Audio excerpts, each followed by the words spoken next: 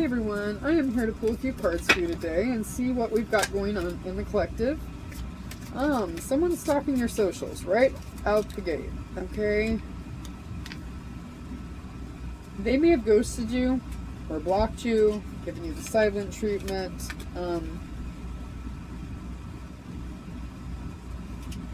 But even if that's the case, they are still watching, no matter what. They are still checking up on you. Even if you think they're blocked, even if you may have blocked the person, they're still checking up on you from a fake profile, something. Or if they can see you at work, whatever the case. If the social media isn't applicable, you may have a tendency to look at theirs, or maybe you don't. Maybe you have not. There's an attachment here there's a crazy attachment. But someone's getting also very restless, and it's a masculine energy. Those things are coming up to be clear and to be sure. Let's see what else we've got here, guys. Let's see what else we have. This is a general tarot reading, and this is really kind of giving you some insight on what's happening. I don't know what is happening in the collective. What is happening in the collective? I can say this is a separation read for sure, but someone is hoping, having faith. They may be manifesting you, but you may have thrown boundaries. You know, drawing the line. Like if they weren't valuing you, even if there is a big attachment and you care about each other, you know, they may not know how to come back in. Because you might have thrown a boundary to just say enough's enough. But I also have influences. There may have been other attachments or third parties, or they may feel like you are seeing someone else, which you may be. Who knows? You know, some of you may be, and some of you may be just fed up with people in general, you know?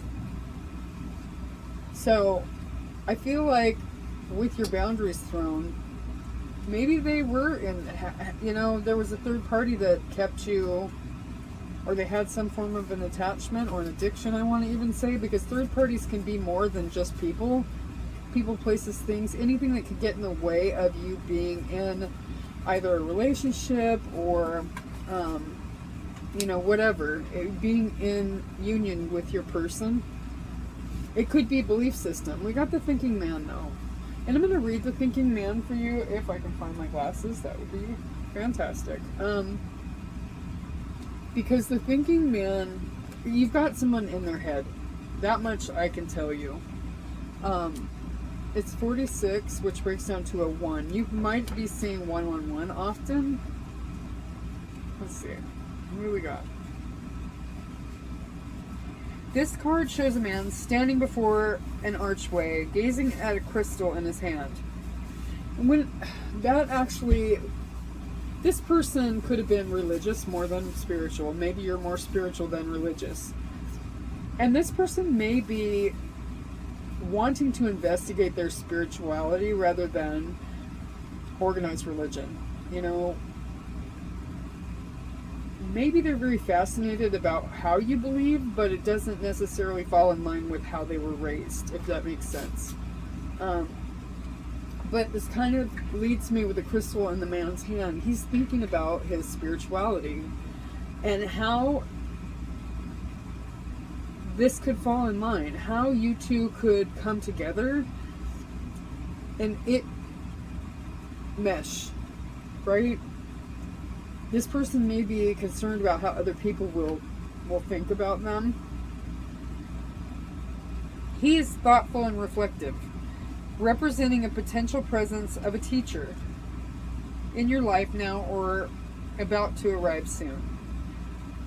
This person may be there to educate you in the finer details of your chosen direction, or maybe there to assist you in some specific spiritual, mental, or emotional pursuit. The card is telling you to pay attention, for this could lead to great strides in personal or professional growth. This man may also be a love interest coming your way, or perhaps just a new male friend.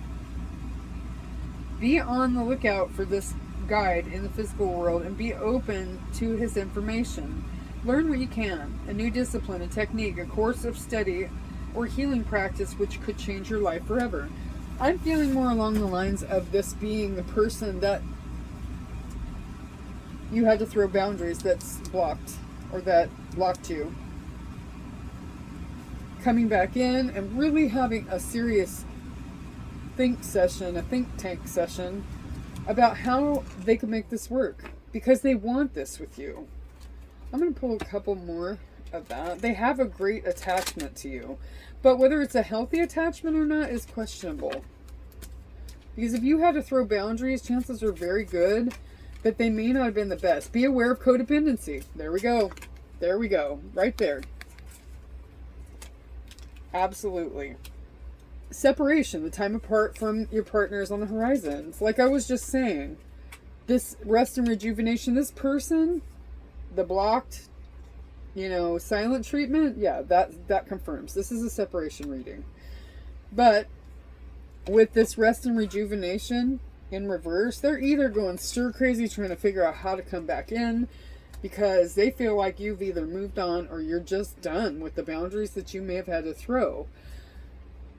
Or maybe they see you in some capacity. You could be online in some fashion. You could be kind of an influencer or what have you, but addictive behavior. Okay, so I was looking at somebody's page the other day that said why, and it was, it was true, and it really, kind of rings a bell for a lot of us. Like, why are you the crack and I'm now the crackhead?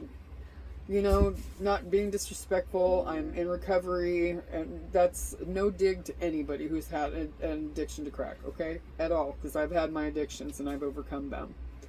I'll forever be in recovery, though. So, no dig there. But the truth of the matter is, with codependency, it sometimes is very vague, but sometimes is very much like, she was saying something along the lines of, like, you used to go to Taco Tuesdays with your friends, and now he doesn't even see you on Tuesday, but you're sitting around waiting for a text to see if he's going to want to spend time with you.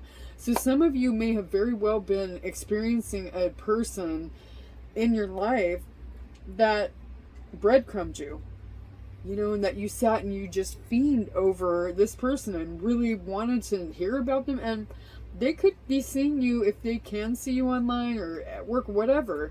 They may see you glowing up and taking back your power. Is very much what I'm getting off of that. What do I want to get here? What do I want to get? Let's get some of these here. So the codependency, yeah, big thing. It could have been that you hung on their every word, you put up with a bunch of nonsense until you couldn't anymore and you had to throw the boundary. Maybe their trauma started to bleed into your life somehow, or that of people that are important to you, whatever.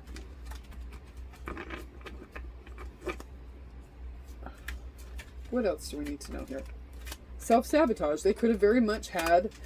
Yeah, there's the strategizing card, exactly. So with the self-sabotage, they could have very well gotten in the habit of, when things started to go well, they were terrified that they would just screw them up and you wind up leaving, so they just left before you could.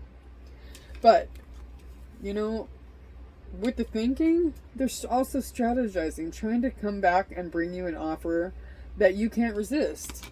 But if there were others involved, they may needed to get out of there's communication. They're being guided back to you. They want to show you what real love is, but honestly, they have to love themselves first.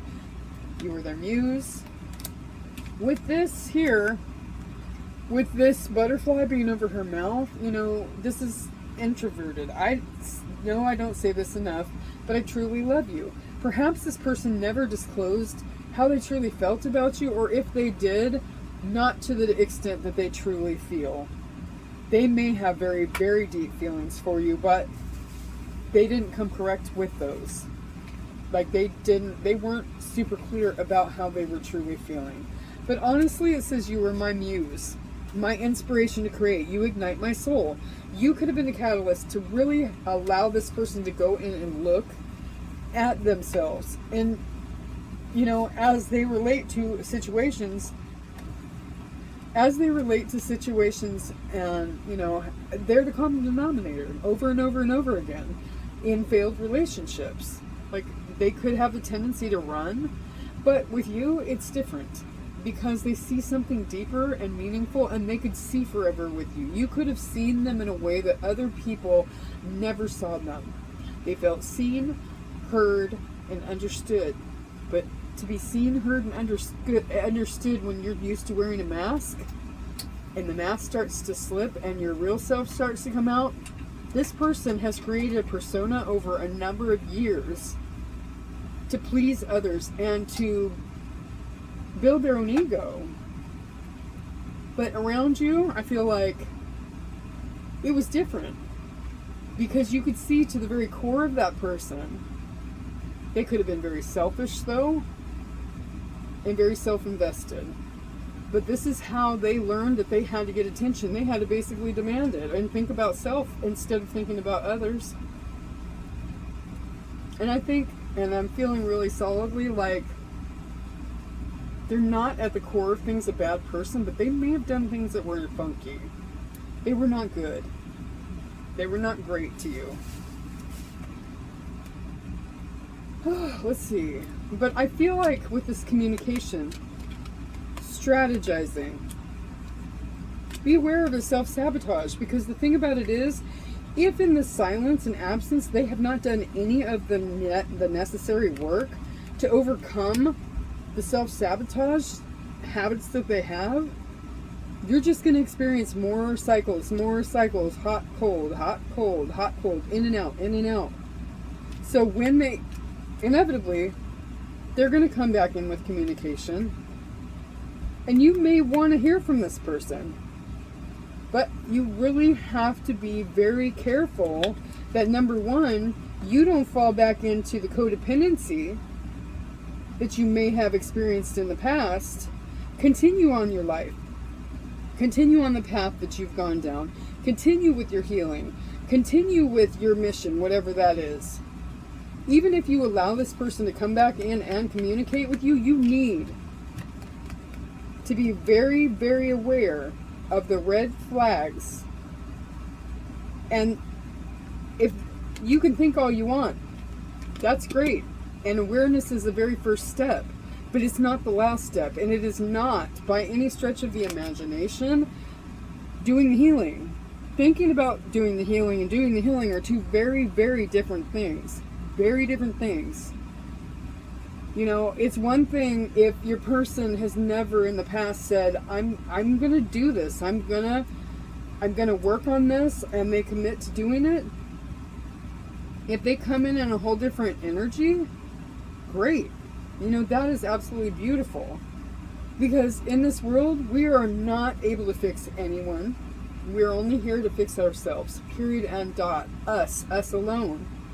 Now, can others give us,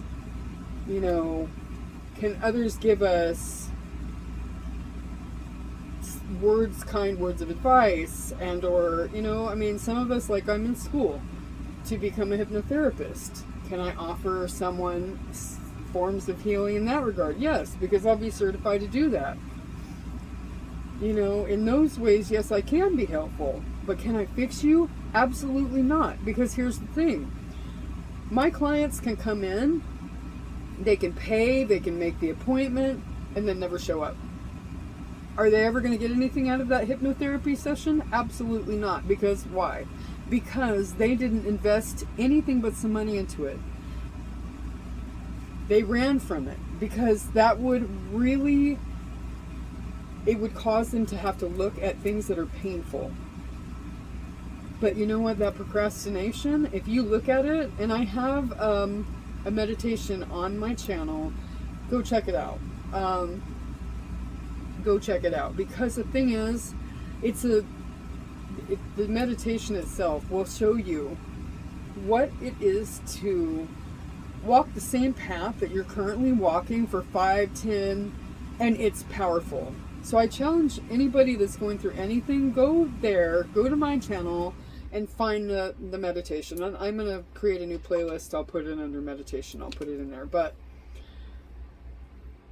I mean, it shows you, if you continue pedaling the same path, the same path, the same path, you're never going to get anywhere better, because you're not willing to do what it takes to make the changes necessary and to do the healing to get up in this higher frequency, right? You're only staying level, or going down, depending on who you surround yourself and the type of activities that you're doing. You're here, you can go down just like you can go up. And the thing about it is, this person, if they're unwilling to do their healing, they're going to drag you down with them. They must come in and experience healing too, especially if you're on that journey and you are glowing up. You know, this person must come in and do what they need to do. So I feel like, again, beware of the codependency and the self-sabotage and anything else that's unhealthy. When they inevitably come back in, they're thinking of, how in the hell do I get past this? And in fact, with this advice card, they could be seeking advice from, you know, people they care about, who may or may not be giving them good advice. Who knows? But also the divine is guiding them back to you. Right? The divine is guiding them. It says, my spirit guides are helping assist in this divine connection. New insight. This is like the Fool card. Oh, I'm sorry, the Hangman. They're getting a new perspective. But now, I mean, when I say the Fool card, the Fool takes a leap of faith. So perhaps that's what they will come in and they will do. But energy does change. If you'd like a personal reading, I do have them open. I have set up on Hypsee. I am going to add the link to the bio and the link to the individual videos. So check out the meditation, and if you'd like a personal reading, hit me up on Hypsee or via email. And I hope this helps, guys. Take care.